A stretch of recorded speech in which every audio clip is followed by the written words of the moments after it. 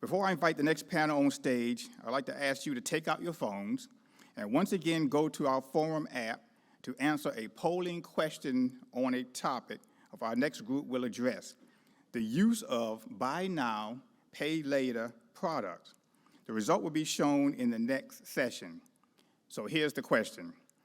Among surveyed Gen Z and millennial consumers who have used buy now, pay later products, how many have missed at least one payment?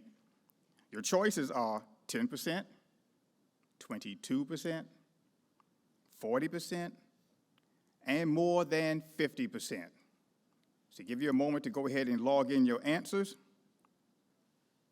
We need some Jeopardy music here now. Okay. All right, there's our music. All right. So thank you for answering this question. The results will be shown a bit later. As we have heard through the morning, technology is playing an ever-increasing role in our financial lives. Let us invite the next panel on stage to talk more about the good and the bad with this trend. Please welcome to the stage Brian Gilmore, Rochelle Sparko, Perry Wright, and Ashley Ruffin.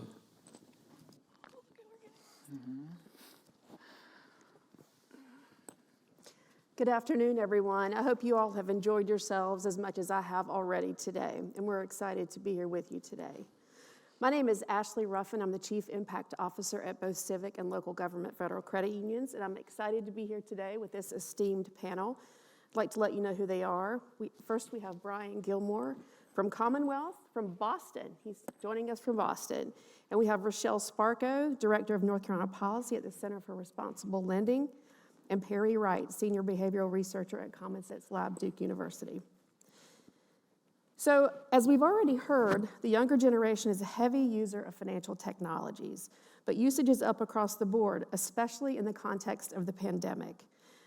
Let's take a closer look at the role that financial technologies are playing and might play to give us all access to financial information, products, and services, and whether or not this is a good thing.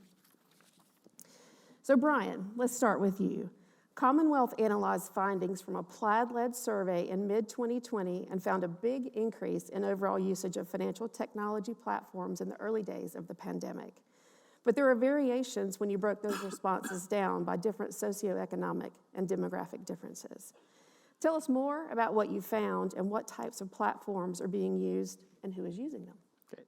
Thanks for the question, Ashley, and thanks to the Emerging Issues Forum for inviting us to participate in this important discussion. So I have a couple of stats on the slide that I won't read directly, but so we partnered with Plaid. We're a Boston-based nonprofit that does evaluations, research around issues related to financial security. Plaid is one of the providers who powers the tools that millions of people use to manage their finances digitally. So for this survey, they defined financial technology or fintech as digital tools or apps that allow people to do things like save, budget, spend, pay down debt, et cetera. So it's a pretty broad definition, but what they found is that the pandemic clearly accelerated fintech utilization. So a majority of Americans say that they use more fintech to manage their money as a result of COVID. 2/3 said they would plan to use it more often for at least one financial task. Again, that could be budgeting, saving, investing, paying off debts as a result of the pandemic.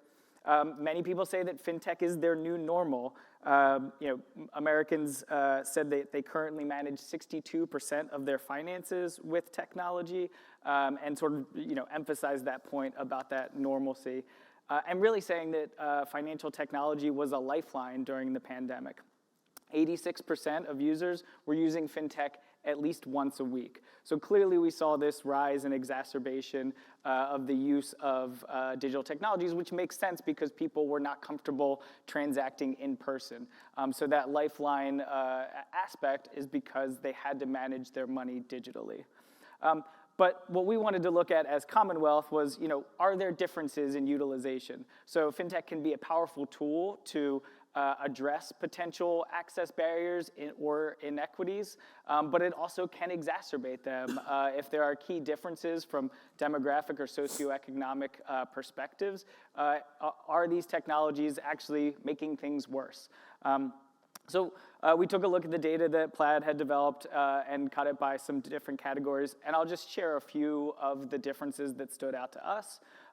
So we saw that 65% of males reported using fintech compared to 52% of females. Fintech usage was high across the board for all age groups except boomers, which were defined as folks aged 56 to 70, about 39% of whom reported using fintech.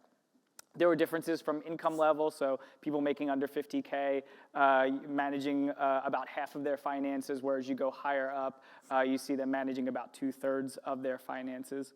And these stats don't tell us why there are gaps in overall utilization, but they remind us that consumers are not monoliths, and if fintech is broadly helping people build financial security or wealth, some of these gaps should be a potential cause for concern.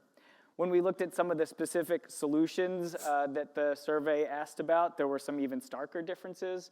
So for example, 34% of people making more than 100K use fintech investment tools, compared to only about 15% of those making less than 50K. Maybe not surprising because the folks at the higher income levels might have more resources to invest, but that's a pretty stark difference. We also noticed female respondents, about 24% said, I don't know where to start when using fintech to secure or refinance a loan, but only about 10% of male respondents had that same concern about not knowing where to start.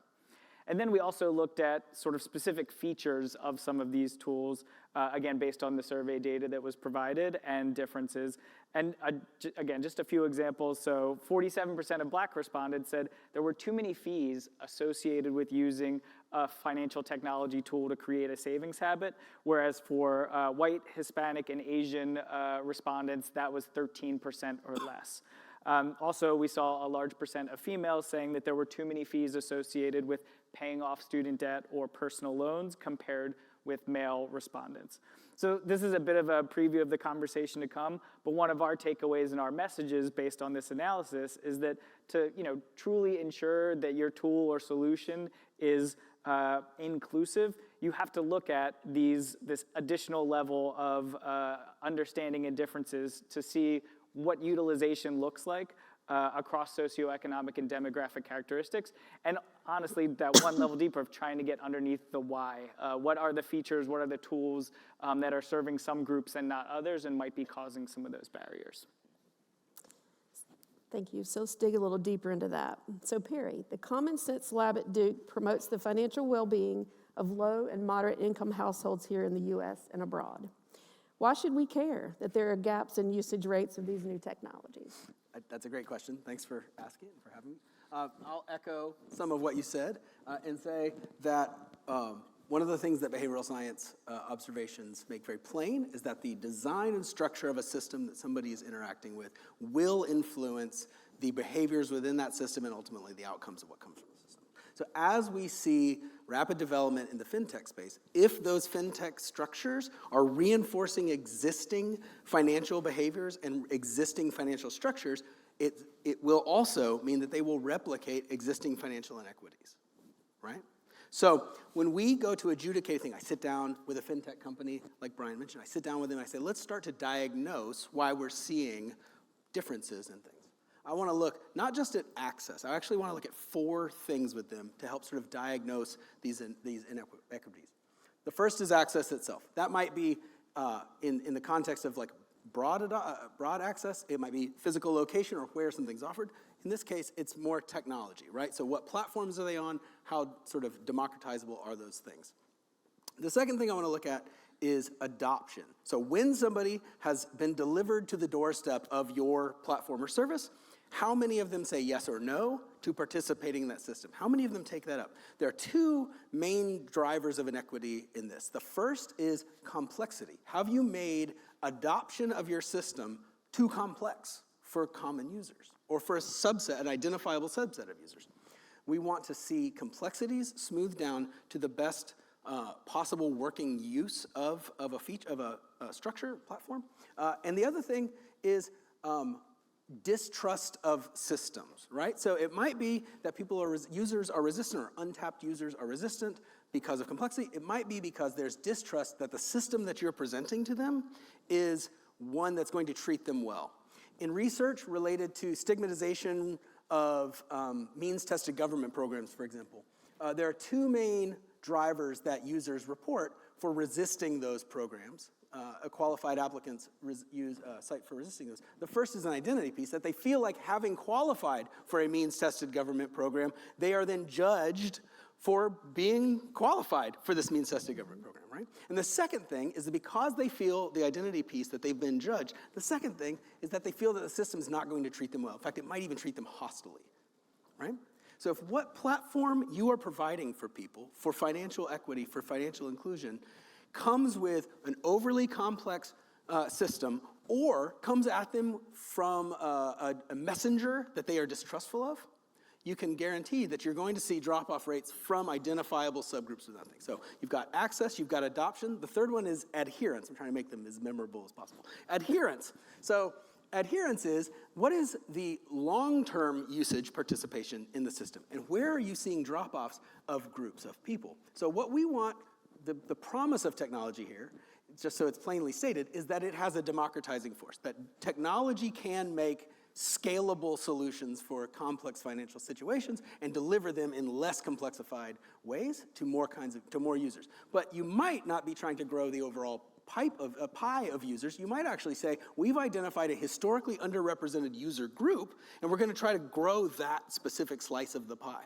right? And so adherence rates can show you places in the flow, parts of the overall life cycle of participating in your platform, places where inequities are cashing out across subgroups. And then the last one is effectiveness. We have to be sober about whether or not the digital platform that we're providing is doing it's a machine. And that machine is supposed to be doing a task. Is it doing the task it was designed to do? And if it's not, is it because the design of the system is wrong, the users that are coming in have not been sort of set up for success within that system, or where can we smooth and mediate that conflict out? So I would say these usage patterns cash out in all kinds of ways, mostly in the reinforcement of existing inequities. But we do have, because it's technology, we have a real opportunity to diagnose and intervene to make them better in real time because of the scalable nature of technology. I know I kind of rambled there. Anyway. Great. No, that was great. Thank you very much. So now let's go to Rochelle. The Center for Responsible Lending is a research and policy advocacy organization focused on promoting financial fairness and economic opportunity for all.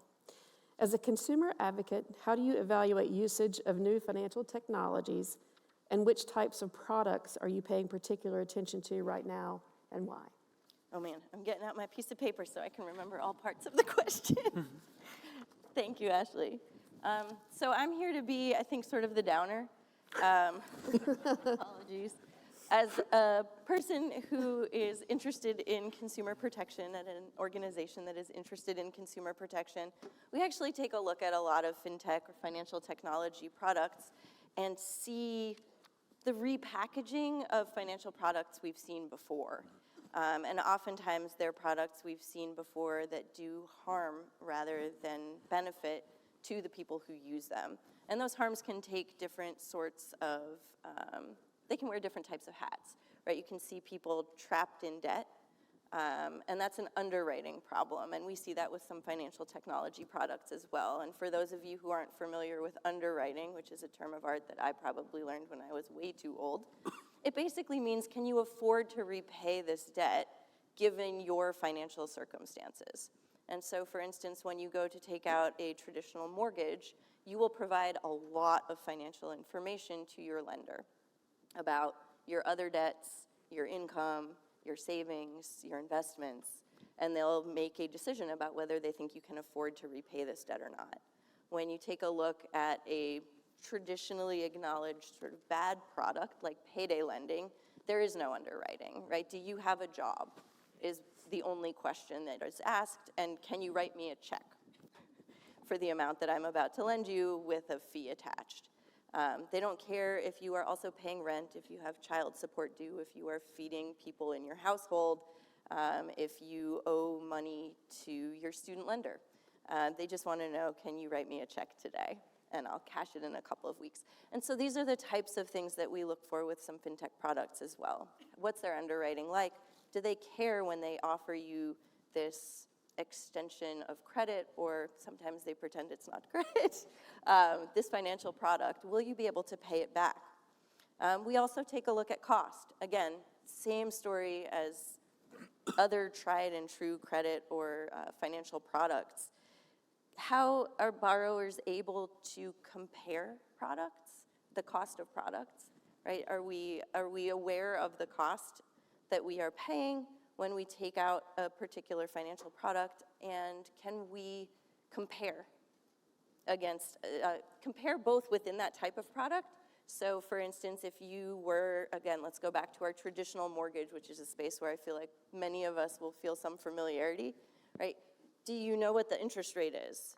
Do you know what the APR is? You can compare those things and you can make decisions about whether you want a lower interest rate or a lower APR, whether you want to pay some points and fees up front to reduce the cost over the life of the loan.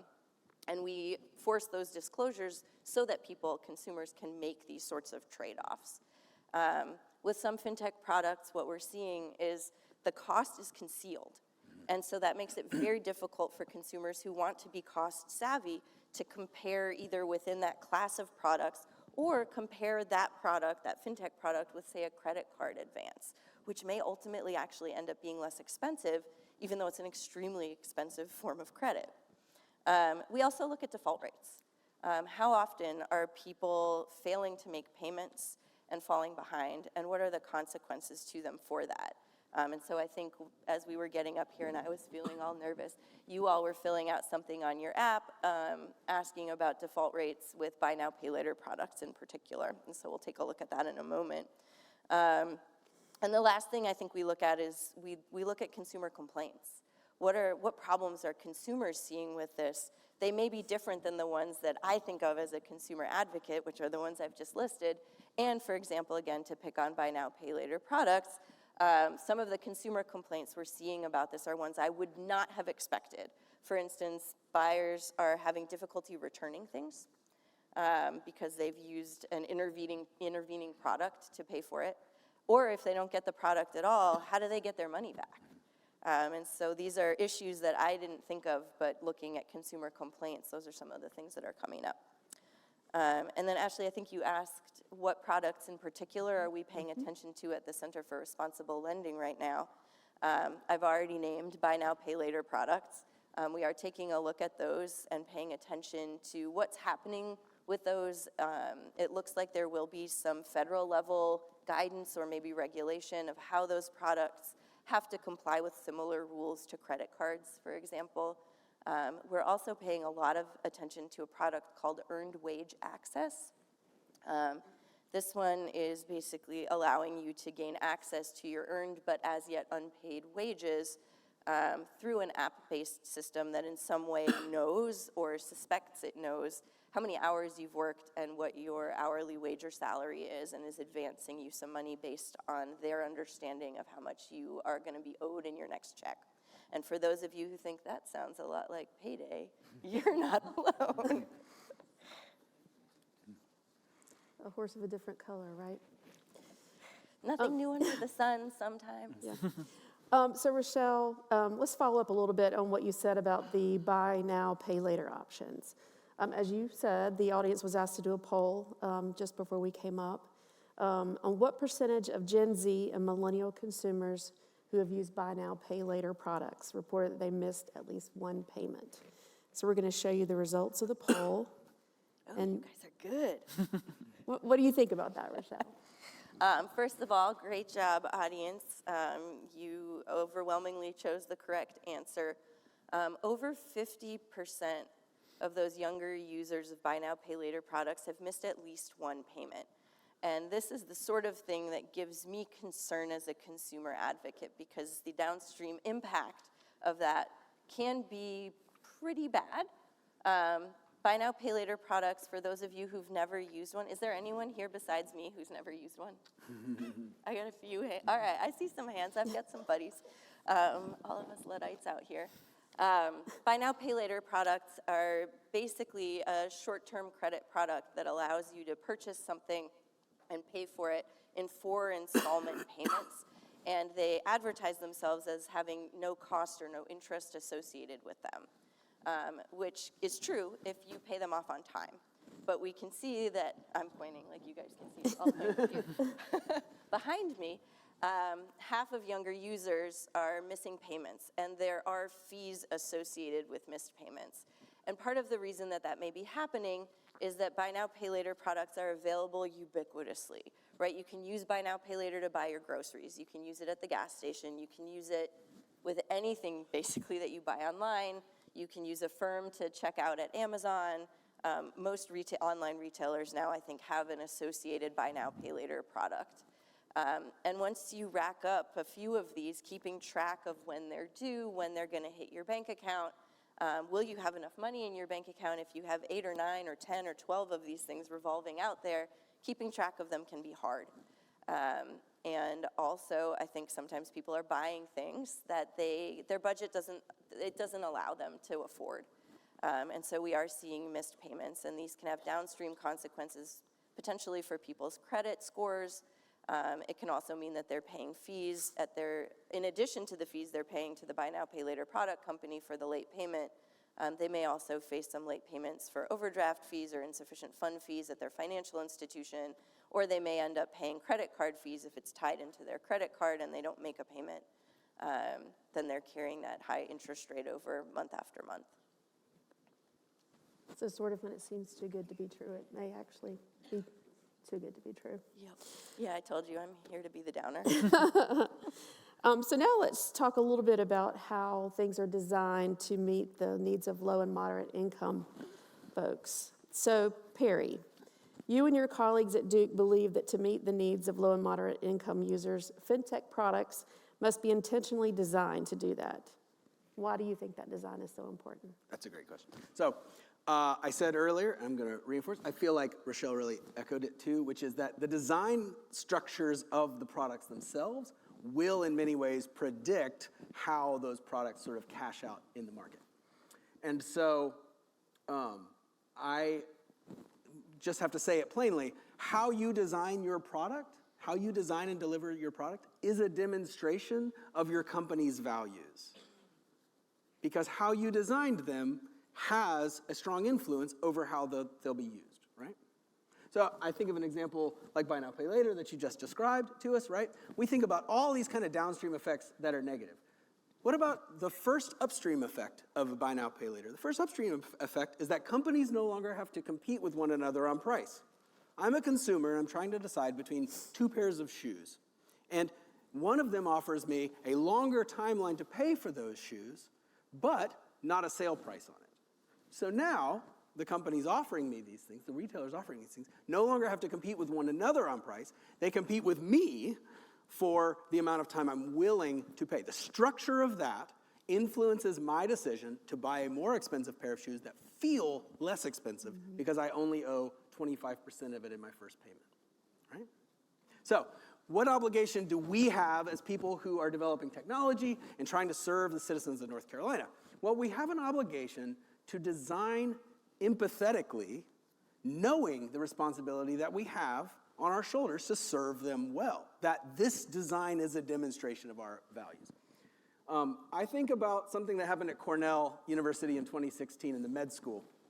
They noticed that physicians were under-prescribing generic medications, right? About 39% of medications prescribed through the med school were generics. And they identified this was underserving the population in Manhattan and the greater boroughs of the med school who were coming in. They were getting these costly name brand medications. And they looked at the situation. They said, are the physicians intentionally prescribing name brand medications? They said, well, we don't think so. What they determined was that the e-prescription portal, the technology that the physicians used to assign prescriptions.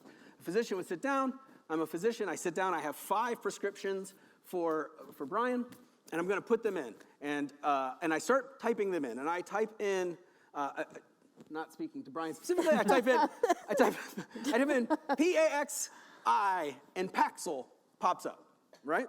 I select Paxil, and I move down my list. It says, great, prescribed to Brian or whoever, patient 1, and I move down to the next thing, and I start typing, right? And what a team of behavioral scientists within Cornell did was they said, what if a physician walked up to the portal, started typing in Paxil, and that instead of it showing Paxil, which then became the automatic click and move on, what if the first thing it said was paroxetine, the generic form of Paxil, and Paxil? So it showed you both. So now the physician's no longer required to remember the generic name. All of the branding and money spent on marketing and all the lunches, lunch and learns paid for by the, by the well-meaning drug companies, like all that stuff can accrue the value that it has to prescribe this medication, but the end user, the patient, can get the value of the generic form of this. So the physician sits down in the experimental condition, types in Paxil, and instead of Paxil popping up, it says paroxetine, Paxil. And now that his physician, with the same one click, can select either of those things. As you might guess, it changed things dramatically. So 39% was what they were seeing generic prescriptions prescribed within this Cornell Med School hospital. 96% when they changed this technology platform were generics. 96%. It went from below 50% to virtually every prescription. That's what technology can do. But technology, it's incumbent on us, the sort of platform holders, the designers, the people who are trying to serve people, it's incumbent on us to recognize the obligation we have in the structures of what we design. What effects will those have? This is a simple solution. It's a simple solution, but it requires diagnosing and observation that was an unintended consequence of the system we designed. And saying there is something we can do for a better world using this democratizable technology to do it. So I see in this both the promise and the peril of technology, right? The unintended consequence was that you had people over-indexing for brand name medications because those were the sticky names. But using technology, it was also the solution to say, I can also serve you up, physician, an option between those two things. You can still choose to use the brand name, but I'm giving you the option to also have the generic with it. So that's, when I think about this is really where I get, is like you can use technology, it's so plasticine, right? We can do a lot with it and at lower cost because it rolls. Anyway, sorry. Thank you. Thank you. So Brian, Commonwealth has lots of resources also to design financial products for low and moderate income. So can you share some of the best practices? Yeah, absolutely. And while I've known Perry for a pretty long time, I have not shared my medical history with him. So no HIPAA violations have happened on stage. And I mean, I think so. I think both Perry and Rochelle made really important points. Like, there's some fundamental things about technology that you have to be cautious about. So cost, disclosures, like what problem you're actually solving for. And, making an assumption that like the underlying product itself is good, there still may be access issues to technology. Not everyone might see themselves in the technology, might not be able to realize the power that it has. So making an assumption, which is a dangerous one, that the fintech tool is solving a problem in a responsible way. If you get to the next phase, it's like, well, how do we make sure people are then utilizing those fintech tools that are out there and that have been built in a way to increase financial security and well-being? So we have two toolkits, and I think they'll be shared in the resources as well, but I just wanted to walk through a couple of the best practices. The first toolkit is really about just inclusive product design in general, and it reinforces a lot of points that I think have been spoken about already today. So one is, in your design, framing financial security as a journey and incorporating elements of a journey, like a starting point, steps that someone can take, a vision that they're trying to go to, and affirming kind of personal agency and choice. We are all on this journey, and so you can put design elements into a tool that make it feel like a journey and sort of resonate with where folks are headed. The second is to connect to community and resources. So I think Tiffany talked about representation. So if you are connecting to a community that actually feels like a supportive community through technology, you might be able to see yourself in that tool and also see others who might be struggling with the same challenge, have leveraged this tool to help them. So, using that sort of social support component through technology to build trust. A third is tapping into positivity and aspirations. So I think, Marielle talked about, hedonistic versus functional. If all you're saying is like, this will save you money, or, this will do this, functional monetary job, you might lose folks. If you're like, this is gonna help you meet your aspirations, support your children, get you to that place that you wanna be and see yourself, tapping in that positive aspirations and values can go a long way to touch on that emotional component of finances and not just, this will save you 10%. And then the fourth is ensuring dignity and respect in product design. I think that touches a bit on what Perry and Rochelle were saying. The way we think about that is including the end users in the design. So if you are creating a product for people with limited income to save, you better be talking to people with limited income about how is this product working for them. If it is, and oftentimes fintech is developed by people who frankly look like me, are more financially secure, have not experienced the challenges, and they are making assumptions about what's going to work. So including the people you're trying to serve in the design process is essential.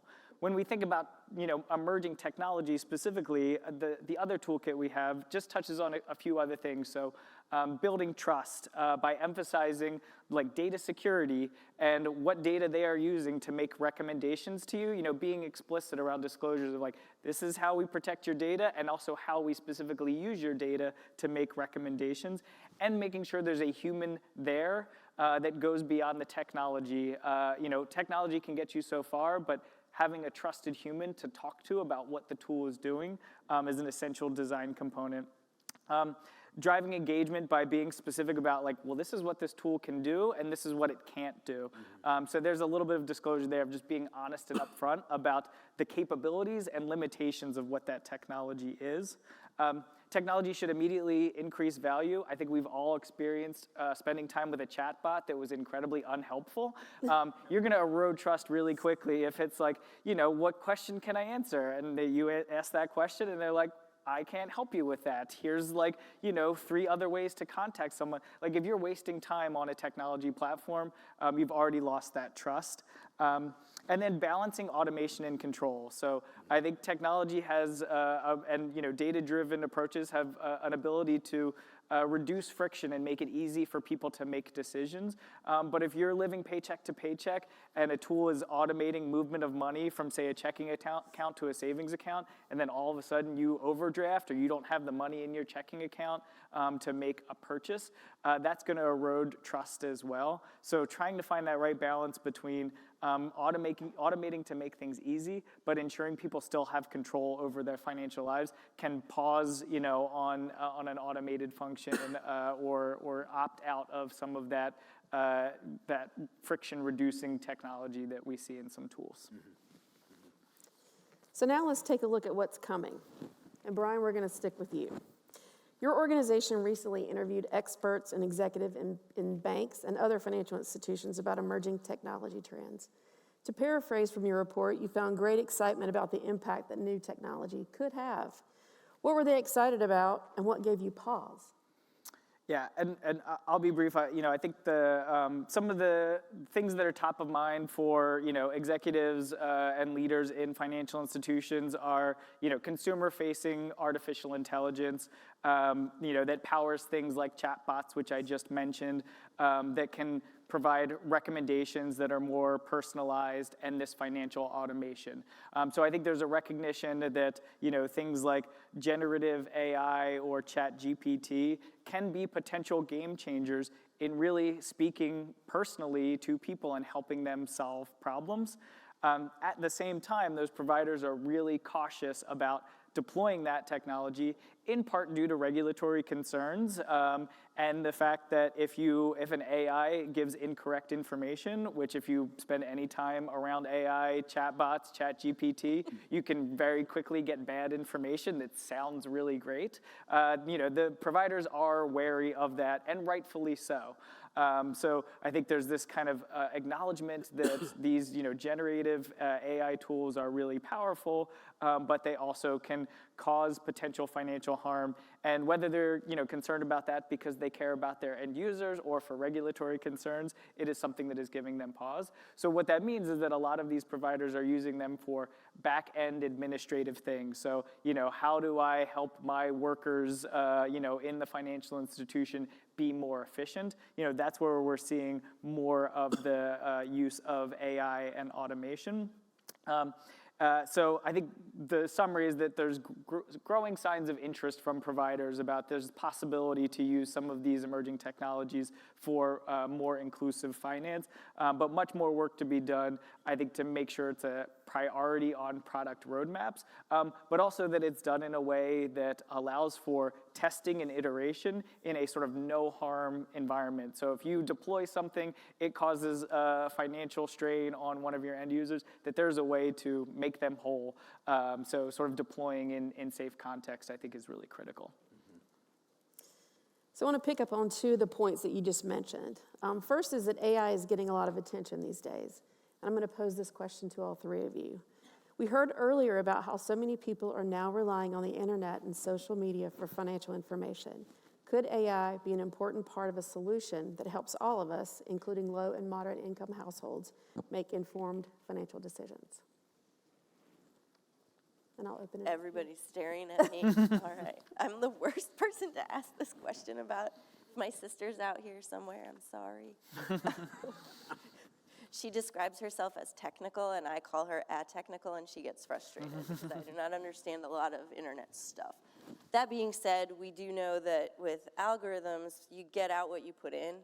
And so to some extent, without a knowledge of how these AI tools are created, I suspect that people make them, and that people have biases and assumptions. We've alluded to those already today here, and I think that you are likely to get out what assumptions and biases you put in. And so I sound that note of caution that Brian mentioned that I think financial institutions are having, and we're seeing it with fintech products broadly, not specifically within the AI context, but we do see some of these financial technology firms partnering with banks, more traditional banks, to offer their financial products. And when those banks are then examined, some of them are getting into trouble with fair lending practices because they're not adequately supervising the financial technology firms that they have partnered with. And there are some problems with their fair lending practices that have already come to light. And so I think I'm here to be the downer. There are real concerns that when you use a new technology to offer something, that there are sort of traditional avenues, and we know the traditional problems, you're going to see a lot of those traditional problems come through in the new technology. Sure. I would say, in reinforcing that, I would say, things built on large language models, it's great, publicly available, written content from places like the internet. I don't know if you've read publicly available written content on the internet, but it is of varying quality, we'll say. And so it takes a lot of input to generate the models, the predictive models, but we are definitely in need of, especially in the sort of like personal financial domain, we are in need of strong curation on the front end so that it's not simply reinforcing existing inequities and not spitting back, unhelpful sort of, especially sort of platitudinal things around personal finance. But I do think absolutely that it is going to help. The other piece I would add to this is in the market, what we see is that the number one sort of requested new trend in sort of core meat and potatoes banking is that people want increasingly personalized banking services, right? Increasingly personalized things. Give me increasingly personalized recommendations. Tell me what to do. You have all this data, tell me what to do. But at the same time, resistance to all of my personal data being the fodder for these increasingly personalized recommendations, right? So the collective we who are trying to work in financial resilience really do have to start to square some of these circles or circle some of these squares around these paradoxes between the demand for increased personalization at the sort of cost of increased private data being fed, the demand for smarter predictive model, language model tools at the cost of uncurated, heaps of racist garbage language from the internet being put into them, right? So this is where we find ourselves, at some crossroads of like really exciting future possibilities. But, I will always harp back to the empathy for the users in our designs of things has to be paramount, or else we will end up underserving or misserving or even leading astray all the people we're trying to serve. So that's mine. Thank you. And a second thing that Brian mentioned was the lack of executives in fintech paying attention to the needs of low and moderate income households. So how do we get more companies to elevate the needs of LMI households? It's a great question. I mean, yeah. I think this is, part of our mission at Commonwealth is to try to have those conversations with, the large private sector organizations who are supporting people, as financial institutions, as employers, in many different contexts.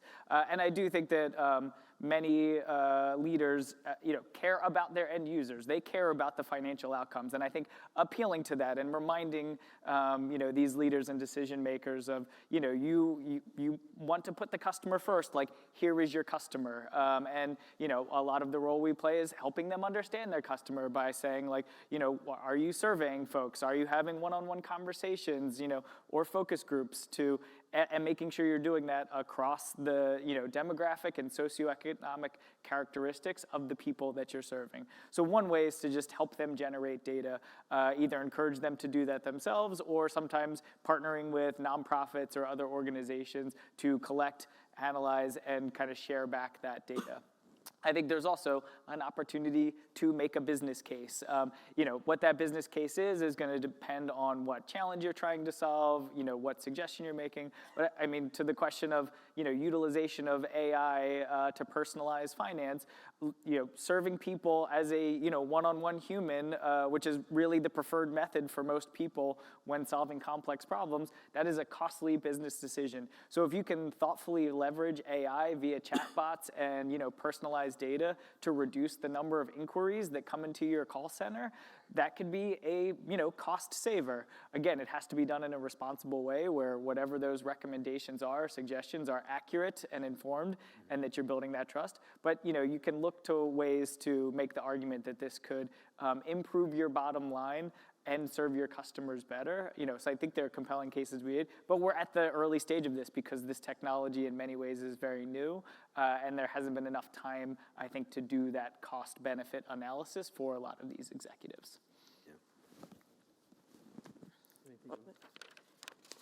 I'm over here mulling this. I think, what keeps coming up for me, and it maybe isn't directly on point, but I think is a point worth maybe making, is that what we see a lot in sort of novel, in quotes, novel financial products or financial technology products is a lot of emphasis on access to credit and not a lot of focus on what having access to credit might mean for the people who are accessing it. And I think that's can be particularly relevant for low and middle income people who may be more precarious, who may have fewer sort of prime financial products available to them. And so we see a bunch of financial technology companies coming into this space of working with lower and middle income consumers and talking about what a great service they are providing by expanding access to credit. And one of the things that I, as the downer, worry about is if you expand access to credit to people without doing some of the things I talked about earlier, like underwriting the loan, if you are offering a product that is very expensive, right, the cost is high or it's hard to compare the cost across products or within a product pool, you may be ending up in a space where by expanding access to credit, you are also pushing people out of prime or only slightly subprime credit pools. Maybe they're losing their bank account because they've overdrawn their account too many times. Being shut out of mainstream banking is a very dodgy proposition for people. And so I think here what I'm feeling is like this tension between access and I'll call it affordability, and just say, like, I would like to see more financial technology companies paying attention to that tension and resolving it in a way that means that their end users are actually receiving an affordable product that is making their ability to access and use credit better, instead of just serving as like a siphon to get money out of folks and into the pockets of the people who design these products. All right. Well, unfortunately, we're drawing to a close with our session. We have to give it up for another session on focusing on low-income households.